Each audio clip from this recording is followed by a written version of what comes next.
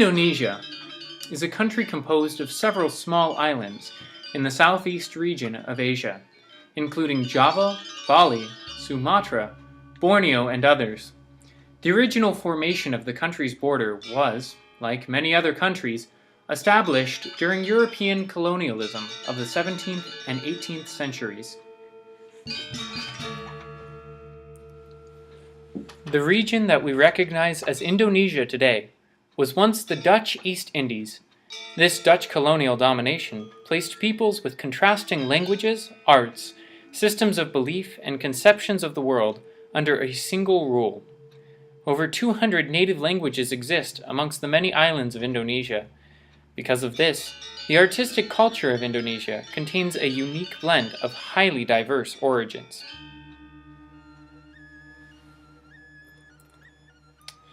Today, Indonesia contains a complex pluralism of music that spans from Indonesian pop to Western classics to traditional native sounds. Yes, even with the influence of Western, highly marketable, and easily digestible music, traditional regional music still remains a standard of the people. The name of their traditional musical ensemble is the gamelan, a unique instrumental ensemble composed mainly of gongs and other metal drums and percussive instruments. This comes from the long history of metal drums used in that region. Bronze drums in that region have been traced as far back as the 3rd century BC. Other instruments have been found in that region as well, including those made of wood with reeds. However, the metal drums are more durable and have stood the test of time. This region is also a highly spiritual one. Although the majority of Indonesia can be said to belong to the Islamic faith, aspects of Hinduism and Buddhism permeate the lives of the people there, which translates to music as well. The culture around the gamelans is one of spirituality and reverence. For example, though blacksmiths are regarded as lower-class citizens in many cultures, the smiths that forge these drums are regarded with esteem and respect, because their work is seen as a spiritual endeavor that takes spiritual discipline and prowess. Working with metals, transforming molten copper and tin, the metals that make bronze alloy, into sound-producing instruments is believed to make one especially vulnerable to dangerous forces in the spiritual world. For this reason, the smiths take ritual preparation and may actually assume mythical identities during the forging process, such as that of Panji, a hero of the Javanese lore.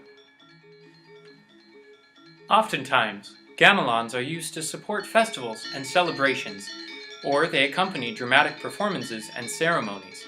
Rarely are they actually used for performance by themselves. Concerts of gamelan music simply do not occur. In fact, oftentimes the music is used more atmospherically, and it is not the center of attention.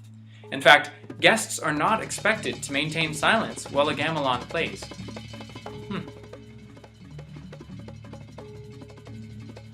These are the instruments in a traditional gamelan. Each ensemble is different though, and it is not in the least bit surprising to find an ensemble with half of these. In fact, it is also not unheard of to add other instruments to the ensemble as well that aren't listed in this chart.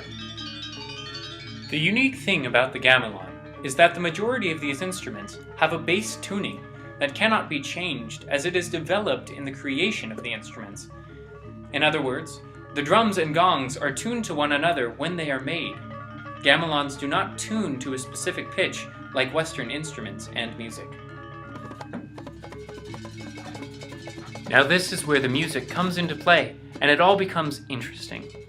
See, gamelan music does not function under the same ideas about tonality as Western music does. In fact, the concept of tonality is not found anywhere in the gamelan music traditions. The ensemble is composed of instruments that function under one of two scales, either slendro or pelog. Pelog is a 7-tone scale that stretches the length of an octave in equidistant steps.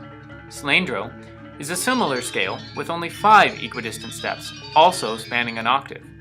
Some gamelons use instruments that fall solely into one of the 2 scales. However, most gamelons are actually a sort of double ensemble that incorporates both slendro and pelog instruments. This is called a complete gamelan. Even further, these scales, like Western music, both have a couple different modes they're played in.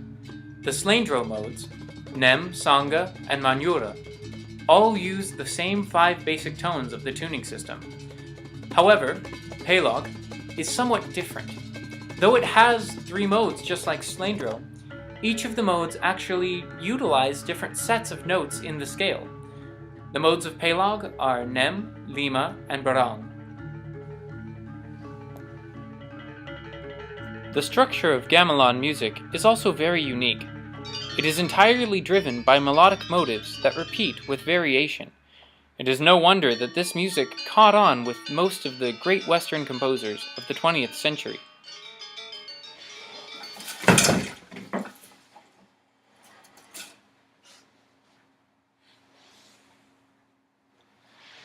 And Debussy is not the only one. Satie, Britten, Cage, Reich, and Glass all claimed influence of the gamelan. And that's not even the whole list. As music in the West attempted to escape traditional tonality, gamelan music provided a vast tradition that had lived outside of tonality for centuries. This was a source of study for many, and though they translated it differently from one composer to the next, the people of Indonesia still are heard audibly in the music of the gamelan and that music which it inspired.